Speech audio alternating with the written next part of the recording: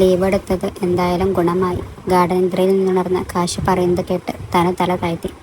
അവൻ അവളുടെ താടിയിൽ പിടിച്ച മുഖമുയർത്തി നെറ്റിയിൽ തൊട്ടു നോക്കി. പനി മാറിയിരിക്കുന്നു. അല്ല, ഇതിപ്പോ ബഷീറിന്റെ ബാല്യകാല സഖിയിൽ കുരുപൊട്ടിയ പോലെ ആയല്ലോ. രണ്ടാളും ചിരിച്ചുകൊണ്ട് പരസ്പരം പുണർന്നു. തനുവിന്റെ പൂർവ്വകാലത്തെക്കുറിച്ചുള്ള വേദനകൾ ഒക്കെ ആ സംഭവത്തോടെ മാഞ്ഞു പോയിരുന്നു. പകരം അവിടെ കാശിയുമൊത്തുള്ള നല്ല നിമിഷങ്ങൾ സ്ഥാനം പിടിച്ചു. അവന്റെ പ്രണയവും താൻ കാശിയുടെ ഏറ്റവും അനുയോജ്യയായ ഭാര്യയാണെന്ന് അവൾക്ക് ഇപ്പോൾ ബോധ്യമുണ്ട്. കോളേജിലും ഫ്ലാറ്റിലും വീട്ടിലും ഒക്കെയായി തനുവിന്റെ ജീവിതം പ്രശ്നങ്ങൾ ഒന്നുമില്ലാതെ മുന്നോട്ട് പോയി. അവരുടെ പ്രണയം 3 മാസം കൂടി കടന്നുപോയി. അവരുടെ അവസ്ഥ അറിയാവുന്നത് കൊണ്ട് ആഗ്രഹം ഉണ്ടായിരുന്നിട്ട് കൂടി ഒരു കുഞ്ഞെന്നാഗ്രഹം രണ്ടു വീട്ടുകാരും അവരുടെ മുന്നിൽ അവതരിപ്പിച്ചില്ല. കല്യാണം കഴിഞ്ഞിട്ട് 8-9 മാസമായില്ലേ, വിശേഷമൊന്നുമില്ലേ? നാട്ടുകാരുടെ ചോദ്യങ്ങളെ തനു തൻ്റെ പഠനം പൂർത്തിയാക്കട്ടെ എന്ന മറുപടി നൽകി ഒഴിവാക്കി. ഇങ്ങനെയൊക്കെ പറയുന്നുണ്ടെങ്കിലും ഒരു കുഞ്ഞിനായി രണ്ടുപേരും തീവ്രമായി ആഗ്രഹിച്ചു തുടങ്ങിയിരുന്നു. കഴിഞ്ഞ മാസം പ്രതീക്ഷിച്ചിരുന്നു, എങ്കിലും അതുണ്ടായില്ല. ഈ മാസം വീണ്ടും പ്രതീക്ഷയോടെ ടെസ്റ്റ് ചെയ്യാൻ വാഷ്റൂമിൽ കയറിയതാണ് തനു. ഉറക്കം തെളിഞ്ഞു കട്ടിലിൽ തന്നെ കാത്തിരിക്കുകയാണ് കാശി. തൻ്റെ മുന്നിലേക്ക് തനു നീട്ടിയ പ്രഗ്നൻസി ടെസ്റ്റ് കാർഡിലെ രണ്ടാമത്തെ നേരിയ പിങ്ക് വര അവരുടെ ജീവിതത്തിന് പുതിയ അർത്ഥം നൽകി. സന്തോഷം കൊണ്ട് രണ്ടാളുടെയും കണ്ണു നിറഞ്ഞു. വാർത്തയറിഞ്ഞ 2 വീടുകളിലും ഉത്സവമായിരുന്നു. അമ്മമാരും അച്ഛന്മാരും ഏട്ടന്മാരും കാവ്യയും നീലവും ഒക്കെ മാറി മാറി ഫ്ലാറ്റിൽ അവർക്കൊപ്പം വന്ന് താമസിച്ചു. മീനാക്ഷി 2-3 തവണ വന്ന് കണ്ടു. തന്നെയും കുടുംബവുമായി വിവാഹത്തിന് മുമ്പേ തന്നെ അവൾ നന്നായി ഇഴുകിച്ചേർന്നു കഴിഞ്ഞിരുന്നു. കാണുന്ന രൂപത്തിലല്ല, സ്വഭാവത്തിലാണ് കാര്യമെന്ന് അവളും തെളിയിച്ചു. മാലതി വരുമ്പോഴൊക്കെ മസാല ദോശയോ മാങ്ങോ അച്ചാറോ ഒക്കെ കൊണ്ടുവരും. അവർക്ക് ഗർഭകാലത്ത് ഏറ്റവും പ്രിയം അതിനോടായിരുന്നു താനും. മറ്റുള്ളവരും തനുവിൻ്റെ ഇഷ്ടമനുസരിച്ച് ഓരോന്ന് ചോദിച്ച് മനസ്സിലാക്കി വാങ്ങിയും ഉണ്ടാക്കിയും കൊടുക്കാൻ തുടങ്ങി. പതിയെ പോലെ ക്ലാസ്സിൽ പോകുമെങ്കിലും തനുവും ഗർഭകാലം ആസ്വദിച്ചു തുടങ്ങിയിരുന്നു. അതിൻ്റെ ബുദ്ധിമുട്ടുകളും ഫോളിക് ആസിഡ് മാത്രമാണ് മരുന്നായി കഴിക്കാനുള്ളത്. മുളപ്പിച്ച പയറും പയറുവർഗ്ഗങ്ങളും അവൾ കൂടുതലായി ഭക്ഷണത്തിൽ ഉൾപ്പെടുത്തി. ചെറിയ തോതിൽ ഡെയിലി വർക്കൗട്ട് ചെയ്യാനും തുടങ്ങി. കാശിയാണെങ്കിൽ വാർത്ത അറിഞ്ഞപ്പോൾ മുതൽ നിലത്തൊന്നുമല്ല. എന്നും തനുവിൻ്റെ കാറിൽ ചേർത്ത് വെച്ച് കുഞ്ഞിനോട് സംസാരിക്കും. പരമാവധി ദിവസങ്ങളിൽ 8 മണിക്ക് മുമ്പ് വീട്ടിലെത്തും. വീട്ടിൽ വന്ന മുഴുവൻ സമയം തനുവിൻ്റെ പിന്നാലെ തന്നെയാണ്. തനുവിന് ഛർദിയൊന്നും ഇല്ലാത്തത് ഒരു ആശ്വാസമായിരുന്നു. പഠനത്തിൽ വലിയ തടസ്സങ്ങൾ ഉണ്ടായില്ല. സ്വാതി വിശേഷം അറിഞ്ഞപ്പോൾ മുതൽ ഭയങ്കര സന്തോഷത്തിലാണ്. അമ്മമാർ ആരും ഇല്ലാത്തപ്പോൾ തനു ഊണ് കൊണ്ടുവരാറില്ല. പകരം സ്വാതി വീട്ടിൽ നിന്ന് തനുവിനും കൂടെ ലഞ്ച് കൊണ്ടുവരാൻ തുടങ്ങി. അതും അവൾക്കിഷ്ടമുള്ള വിഭവങ്ങൾ. 8-ാം ആഴ്ചത്തെ സ്കാനിങ്ങിന് ഡോക്ടറുടെ റൂമിന് മുന്നിൽ കാത്തിരിക്കുകയായിരുന്നു തനു. കാശി വരാമെന്ന് പറഞ്ഞെങ്കിലും മെഡിക്കൽ കോളേജിൽ തന്നെ ആയതുകൊണ്ട് അവൾ വേണ്ടെന്ന് പറഞ്ഞു. സ്കാൻ ചെയ്ത ഡോക്ടറുടെ മുഖഭാവം തനുവിൻ്റെ ചില സംശയങ്ങൾ ജനിപ്പിച്ചു. ഗ്രോത്ത് കുറവാണല്ലോടാ. ആ, ഹാർട്ട് ബീറ്റ് ഉണ്ടോ ഡോക്ടർ? ഡോക്ടർ നിഷേധാർത്ഥത്തിൽ തലയാട്ടി. തനുവിൻ്റെ ഹൃദയത്തിൽ നിന്ന് ഒരു നിലവിളി ഉയർന്നു. നിറഞ്ഞു വരുന്ന കണ്ണുകൾ ഡോക്ടറിൽ നിന്ന് ഒളിപ്പിക്കാൻ അവൾ പാടുപെട്ടു. സ്കാനിങ് കഴിഞ്ഞിറങ്ങിയ ഉടനെ കാശിയെ വിളിച്ചു തനു. കാശിയേട്ടാ, കുഞ്ഞിന് ഹാർട്ട് ബീറ്റില്ല. തനു, നീ വെറുതെ തമാശ കളിക്കല്ലേ.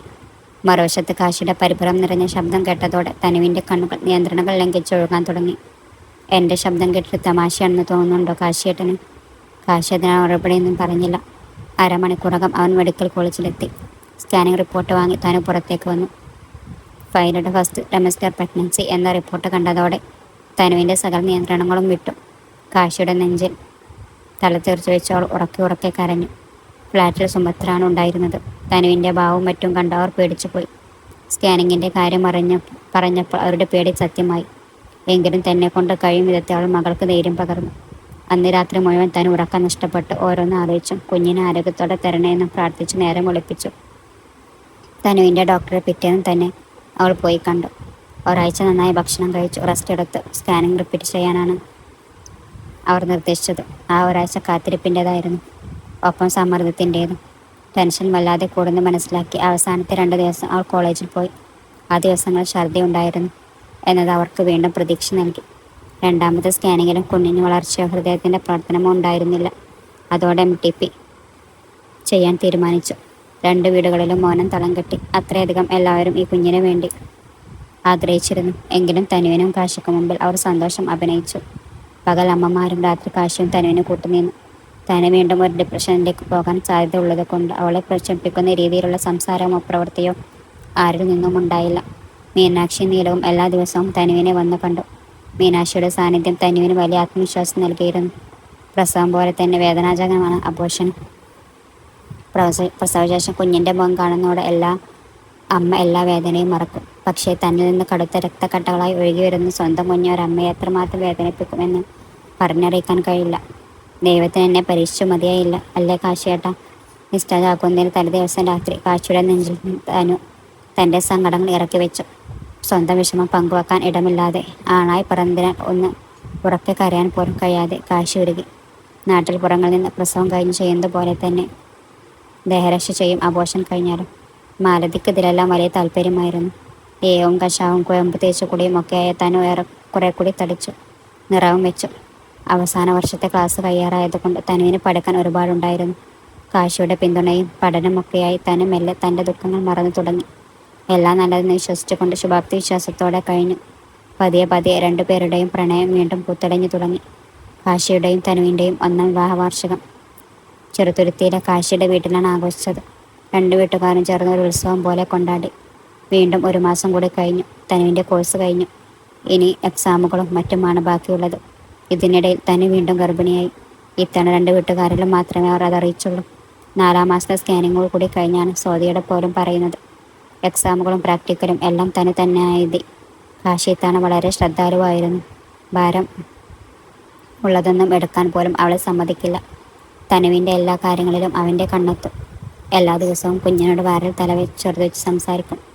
തനു 5 മാസമായ സമയത്താണ് തനയുടെയും മീനാക്ഷിയുടെയും കല്യാണം. തനുവാണ് എല്ലാവരുടെയും ശ്രദ്ധാകേന്ദ്രം. ഒരുങ്ങി ഇറങ്ങി അവൾ സുന്ദരിയായിരുന്നു. അവളുടെ ഗർഭകാലം അവൾക്ക് കൂടുതൽ ഐശ്വര്യം നൽകി. കാശിയും തനുവും തമ്മിലുള്ള ആഴത്തിലുള്ള പ്രണയത്തെക്കുറിച്ചും ഗർഭകാലത്തെ സന്തോഷങ്ങളെക്കുറിച്ചും ഇതിൽ 7ാം മാസം കഴിഞ്ഞപ്പോൾ തനുവിനെ ആഘോഷമാക്കി സ്വന്തം വീട്ടിലേക്ക് കൊണ്ടുപോയി. തനു ഇല്ലാത്ത ഫ്ലാറ്റിൽ കാശിക്ക് വല്ലാത്ത ഒറ്റപ്പെടൽ അനുഭവപ്പെട്ടു. പ്രസവവേദന നേരത്തെ വരുന്നതിനെക്കുറിച്ച് തനുവിനെ ആശുപത്രിയിൽ പ്രവേശിച്ചു. കുഞ്ഞിൻ്റെ പൊസിഷൻ ശരിയല്ലാത്തതിനാൽ സിസേറിയൻ വേണ്ടി വന്നു. ഒടുവിൽ നഴ്സ് വിളിച്ചപ്പോൾ കാശി ഓടിയെത്തി. തൻ്റെ കൈകളിലേക്ക് കിട്ടിയ പെൺകുഞ്ഞിനെ കണ്ടപ്പോൾ സന്തോഷം കൊണ്ട് കാശിയുടെ കണ്ണുകൾ നിറഞ്ഞു. പെൺകുഞ്ഞാണ്, സിസ്റ്റർ പറഞ്ഞു. 2 കുടുംബങ്ങളിലെയും ആദ്യത്തെ കൺമണിയെ വരവേൽക്കാൻ എല്ലാവരും എത്തിയിരുന്നു. തനു സുഖമായിരിക്കുന്നു. ഒരു 4 മണിക്കൂർ കഴിഞ്ഞ് മുറിയിലേക്ക് മാറ്റാം സാർ. അവർ കുഞ്ഞിനെ വാങ്ങിക്കൊണ്ടുപോയി. റൂമിലെത്തിയ തനുവിനെ കണ്ണിമക്കാതെ നോക്കി നിൽക്കുകയാണ് കാശി. കുഞ്ഞിനെ അമ്മമാർ കളിപ്പിക്കുകയാണ്. മീനാക്ഷിയും കാവ്യയും നീലവും എല്ലാം കൂടെ നിലയുറപ്പിച്ചിട്ടുണ്ട്. മൂക്കും വായും പോയും ശരിയായി തിരിഞ്ഞു വന്നിട്ടില്ലെങ്കിലും കുഞ്ഞിന് കാശിയുടെ മൂക്കാണ്, തനുവിൻ്റെ കണ്ണാണ്. എന്തോ കണ്ടിട്ടാണോ എന്തോ ഒരുപാട് വേദനിച്ചോ? കാശി തനുവിൻ്റെ നെറുകയിൽ തലോടിക്കൊണ്ട് ചോദിച്ചു. സാരമില്ല, നമ്മുടെ കുഞ്ഞിന് വേണ്ടിയല്ലേ. തനു വേദനക്കിടയിലും പുഞ്ചിരിച്ചു. അതാണ് അമ്മയുടെ മനസ്സ്. താൻ പ്രസവിച്ച കുഞ്ഞിനോട് മാത്രമല്ല, എല്ലാ കുഞ്ഞുങ്ങളോടും വാത്സല്യവും സ്നേഹവും ഉള്ളവൾക്കാണ് അമ്മ എന്ന പേരിനുള്ള യോഗ്യതയുള്ളൂ. ഖുഷി എന്നാണ് മകളെ വിളിച്ചത്. Official name Vaidehi. തനുവിൻ്റെയും കാശിയുടെയും ജീവിതത്തിലെ എല്ലാ സന്തോഷത്തിൻ്റെയും തുടക്കമാകുകയായിരുന്നു അവൾ. കടന്നുപോയ കനൽ വഴികൾക്കിപ്പുറം പശ്ചിമിച്ച പുൽമേടുകളും കാത്തിരിക്കുന്നുണ്ട് എന്ന യഥാർത്ഥം അവരുടെ ഒരിക്കൽ കൂടി തെളിയിക്കപ്പെട്ടു. അവസാനിക്കുന്നില്ല. കാശിയുടെയും തനുവിൻ്റെയും ഖുഷിയുടെയും ജീവിതയാത്ര ഇവിടെ തുടങ്ങുകയാണ്.